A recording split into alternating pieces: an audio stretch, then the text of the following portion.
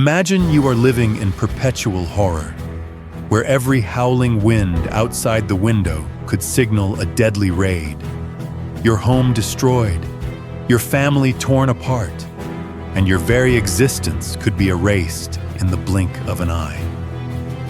That was the terrifying reality that countless settlers and neighboring tribes faced in the chaotic era of the Wild West, where survival often depended on unceasing vigilance and extraordinary endurance. Amidst the myriad conflicts erupting on the frontier, the Apache tribes were notorious for their brutal methods of warfare, especially in their treatment of women. Those savage acts are a harsh reminder of the cruel and unforgiving nature of frontier life, where alliances were fragile and revenge often dictated the course of history. To explore this dark chapter of history, we must delve deep into the historical documents recording how the Apache tribes treated women during raids, captivity, and the methods they used to sow fear and control.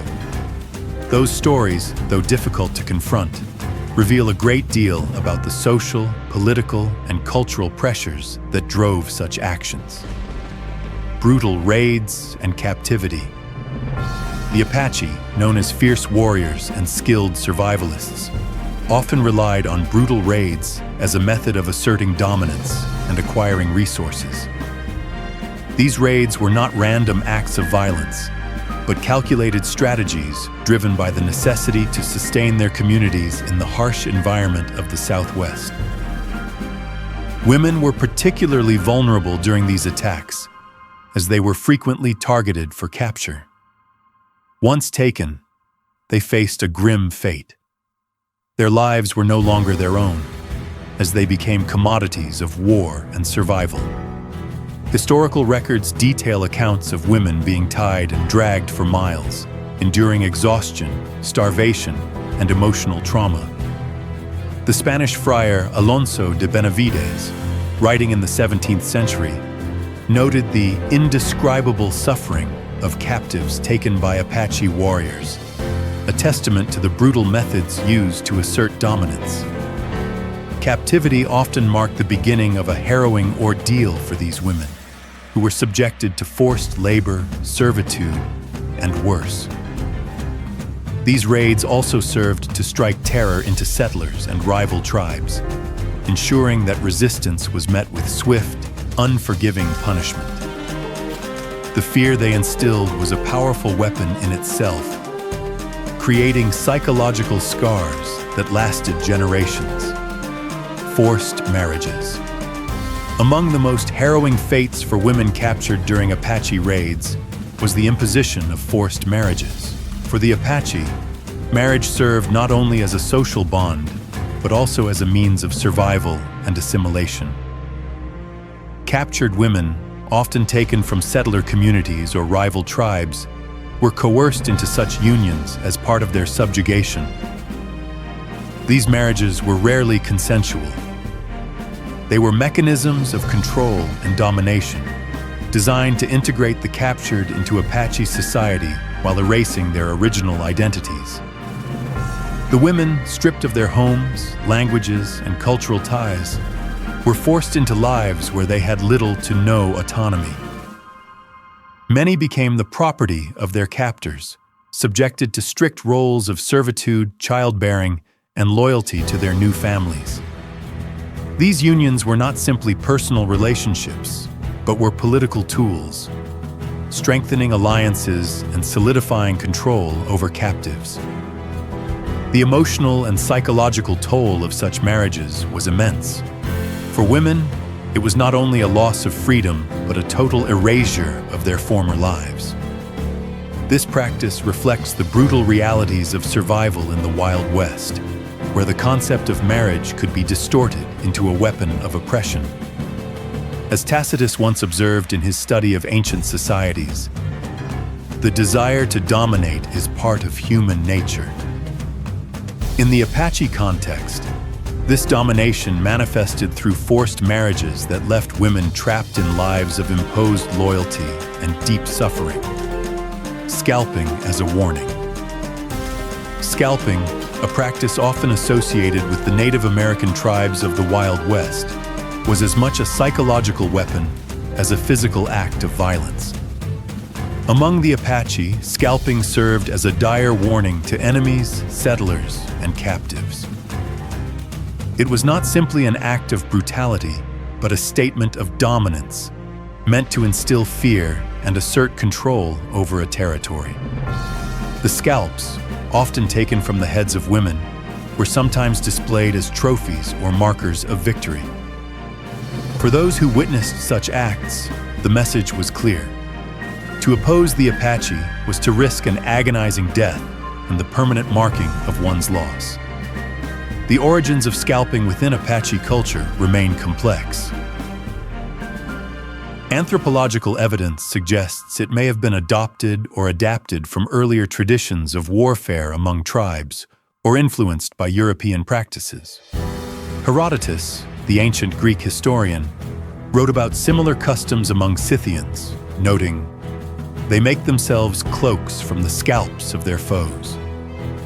While the context differed, the symbolic weight was universal, a visible reminder of conquest. In the Wild West, scalping transcended individual victims. It functioned as a tool to deter settlers from advancing into Apache lands, reinforcing the fear of their raids. Though historical records document its use, it's crucial to acknowledge the brutal reciprocity of violence during this time.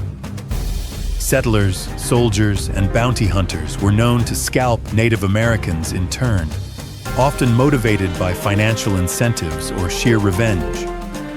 The Apache's use of scalping against women, however, represented an even darker layer of suffering, where women were both targeted as symbols of vulnerability and used to send a grim message to those who dared to challenge Apache dominance. Whipping and beating.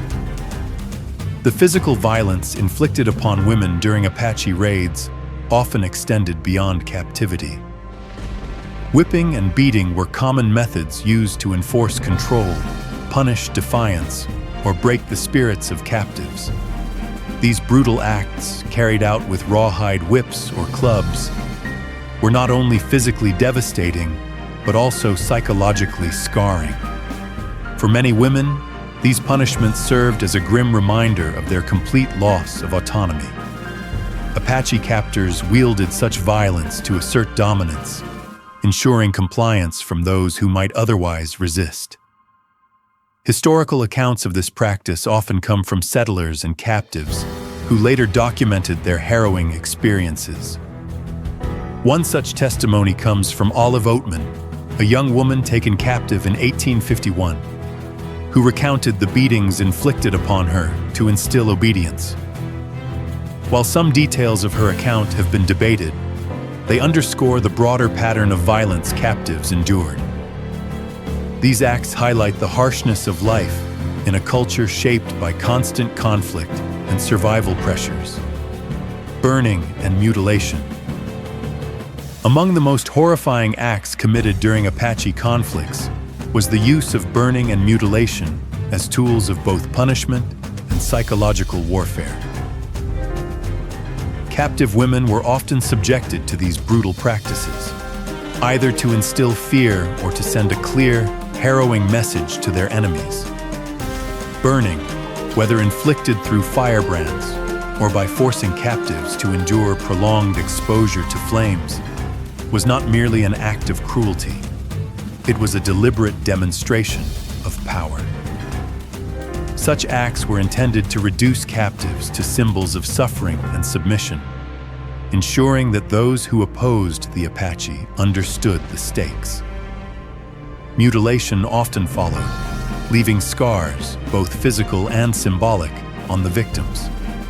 Captives might have their fingers severed, faces disfigured, or other forms of brutal bodily harm inflicted to mark them permanently. These practices often went beyond punishment, serving as stark warnings to rival tribes or settlers. For the Apache, such displays reinforced their dominance, carving a reputation for ferocity into the very bodies of their victims. Accounts from settlers and military records document these acts with grim detail, highlighting the sheer terror they invoked among those on the receiving end. Apache women, too, were often subjected to mutilation or burning by settlers and rival groups, as cycles of revenge fueled endless bloodshed. For the women who survived such ordeals, their scars became lasting reminders of a time when survival meant enduring the unimaginable. The terrible acts committed by the Apache against women in the Wild West serve as a chilling reminder of the brutality and complexity of frontier life. From violent raids and forced marriages to scalping, physical abuse, and psychological torment, these practices reveal a harsh world where survival often demanded unthinkable measures. As we reflect on these grim realities, we must ask ourselves, what lessons can we draw from the suffering endured by these women? How does this chapter of history shape our understanding of power, survival, and humanity? Share your thoughts in the comments section below. Engage with this history by liking, subscribing, and ringing the notification bell to uncover more stories that delve deep into the complexities of our past. Your perspective matters in preserving and interpreting history.